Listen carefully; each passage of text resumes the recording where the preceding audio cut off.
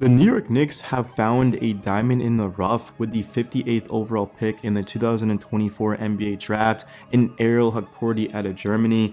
We're accustomed to seeing a German center wear the number 55 on the back of his jersey because Isaiah Hartenstein was with us the last 2 seasons, and we're hoping that Hukporti can develop into the type of player that Hartenstein was, a guy who set screens, who could roll, throw it down, who could pass, who could rebound, block shots. There's just something about these German centers. They're so physical, they're so ahead of every other rookie in the draft. And Hukporti legitimately, guys, not only is he going to make the Knicks roster, even with Landry Shamet, let's just say hypothetically Shamet ends up being okay and he stays with the Knicks, they don't cut him, Hukporti is still going to make the roster. He's going to get that 14 spot.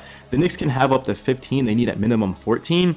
Hukporti, I can pretty much promise you, is going to get that, guys. He's on a two-way, but he's going to get one of these spots on the roster because he's 6'11", he's physical, attacking the basketball, rebounding it, rolling on pick and rolls, throwing it down.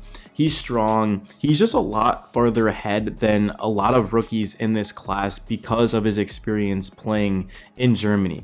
And we saw that on full display in the summer league, that he looked raw, but once he tapped into it, he was making play after play. We know he's got good touch. He can use both hands. He can finish. He does need to work on his free throw shooting, but that's really the least of our concern. What we expect out of Hukporti this season is to rebound, to block shots, and to make the right reads, and to just play it simple, right? You're coming off the bench with Tyler Cole, Campaign, Jalen Brunson, guys that know how to get you the basketball. You just got to play your role. Hukporti, he's just been getting after it. He's been aggressive, throwing it down. He's had a couple of posterizing dunks. He's cleaning up the misses on layups. I think Hukporti legitimately can contribute for us right away against second and especially third units in the NBA. Jericho Sims is more than likely going to be the first big off the bench, followed by Precious Achiuwa, who's going to play the 4.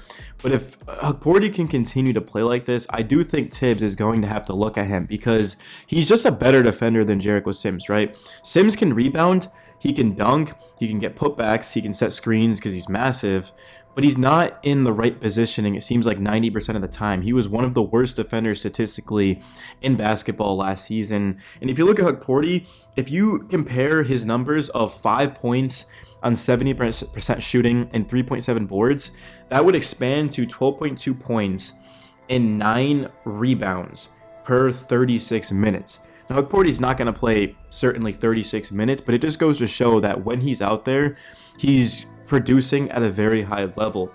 And those are numbers that we can't ignore as well, because I do think he's a better defender than Sims.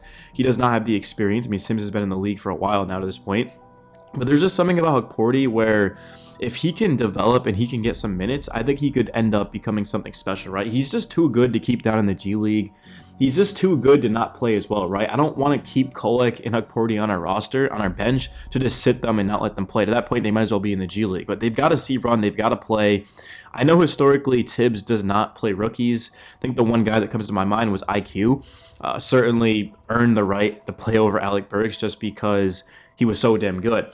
Now, I don't think Tibbs will do this, right? I'm not telling Knicks fans, hey guys, Kolek will play over Payne, Hukporti will play over Sims. I don't think they will. I honestly know they won't, but we have to realize that the Knicks, they had to hit on these draft picks because they're just financially not in the greatest position after the Cat trade. The only reason we even can bring in Cat is because Mikal Bridges is on a team-friendly deal. Jalen Brunson's on I would even say the friendliest contract in the NBA right now, a top 5 player, a superstar, making, what was it? I don't even remember. I think it was 150 million or something like that. I mean, Brunson should be making at least 250 million. That's how good he is. So we've got him on a steal of a contract. We got rid of Julius Randle. We got rid of Dante DiVincenzo. We still took in more money with Cat, and Cat's making about 60 million. So that's how we were able to afford that, is because everyone else is under contract on a very team-friendly deal. Josh Hart's another name that comes to mind. Miles McBride, right? There isn't anyone on our roster making that much money, right? It's just essentially Cat. So the Knicks, but because of that, they're not going to be able to go out there and add in a bunch of veteran players on our roster. So like TJ Warren, Landry Shamet, Marcus Morris, just using some names. We're not going to be able to have a bunch of veterans at the end of our bench because those guys are all, well, Shamit's not 30 yet, but the other 2 guys are over 30, so you're looking at $3.3 million. The Knicks can't afford to do that. So that's the significance as well of a Tyler Kolek, a Ariel Hukporti. You want guys that can come off of your bench that are cheap but also can produce. And we're talking about third stringers realistically speaking. Kolek and Hukporti, I mean, those guys against third strings, they look good against second strings in the preseason so far, yet alone against third strings. I mean, it wouldn't even be close, right? So if called upon, we know we have our rookies that can produce. I think Tyler Kolek is certainly a backup point guard right now. He just won't be because of Tibbs and what he's trying to do in campaign. We know he has a lot of playoff experience, and yeah, Kolek probably has outplayed Payne in the preseason, but this isn't a competition. This is more so of just getting guys ready. That's why Payne is always the first guard off of the bench to check in with Shamit, right? That's just how it's going to be, and we've got to respect it, man. Tibbs, I mean, you could argue he should have been coach of the year last year. The Knicks dealt with a lot of injuries. They were the 2 seed. A lot of people had us finishing a 7th, 8th type of seed. Like, there weren't many people high on the Knicks, and we got all the way up to the 2 seed. And if we had been able to stay healthy, we would have made the Eastern Conference Finals and would have given Boston a run for their money. I mean, think about it this way. The Celtics said that the Pacers was their most difficult challenge. They swept them. They swept them, guys. We took them to 7 games with being derailed with injuries. So there's a chance we would have been able to legitimately beat Boston, right? Who knows at the end of the day. But now, hopefully, we get that chance, right? Can the Knicks stay healthy? That remains to be seen. But this is without question the best roster we've had since 1994. There was just a list of the top 100 NBA players, and the Knicks had 6 of them. I'd bet money that there isn't another team in the league that has 6 top 100 players. And again, the 6 players, I mean, it's got to be our starters: Brunson, Bridges, Hart, Anunoby, and Cat. And then Mitchell Robinson actually probably was the other one. I think Mitch is a top 100 player. Miles McBride, is he a top 100 player?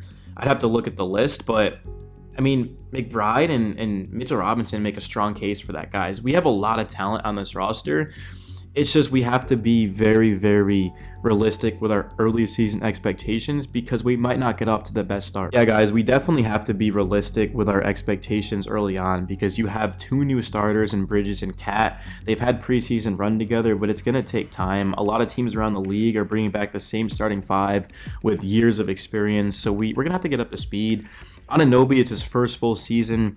Jalen Brunson and Josh Hart have played together for a very long time since college, dating back to the Villanova days when, of course, 2016, winning that national championship.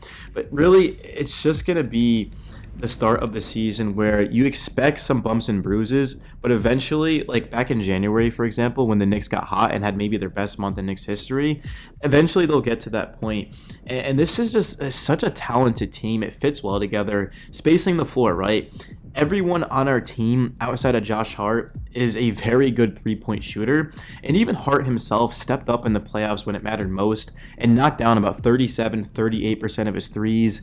He got off to a scorching hot start and then started to fall off towards that Indiana series, but Josh Hart's shooting is the least of our concern. If teams want to leave him open, that's fine, right? Because we'll live with Josh Hart shooting an open 3 if that's how teams are going to want to play us, but more often than not, it's going to be a lot of one-on-one. Jalen Brunson, Karl-Anthony Towns, OG, we know he can score. There's been the first play of the preseason was drawn up for OG. There was multiple plays last season drawn up for OG. Mikal Bridges, we saw him, of course, in the last preseason game, not the Hornets, but the one before that against the Wizards, get going. Against the Timberwolves, and he started to just attack, right? He started to attack and attack and attack. Mikal Bridges, he just showed that he can score multiple possessions in a row getting a bucket. He just isn't going to really have to do that, right? I mean, when you have Brunson and Cat, you have 2 guys that can score 30 at any given time. Mikal Bridges as our 3rd option is perfect. He was the number 1 option with the Nets. He really was the number 2 option with the Suns. I'm just excited, man. There's a lot of talent on this team. I think it fits well too, right? And you have to trust Tibbs. I mean, he coached Cat for, 3 years in Minnesota. That was the best 3 years we've seen of Cat so far in his career. He can shoot, he can defend, he's been rebounding. I was getting on Cat's ass early on about him going and attacking the boards. He had 16 of them the last time we saw him against the Timberwolves. Double-doubles, 2 of them in 3 games. So, I mean, good luck, right? Good luck beating this team. I mean, guys, you have to realize last year, the Knicks were, in January, were the best team in basketball when we saw them healthy. And that was even without Mitch. They weren't even really healthy. And now, all of a sudden, you bring in Cat. I mean, you bring in Mikal Bridges. The sky's the limit for the Knicks. There's a strong chance we end up winning 60, 65 games, getting the number 1 seed.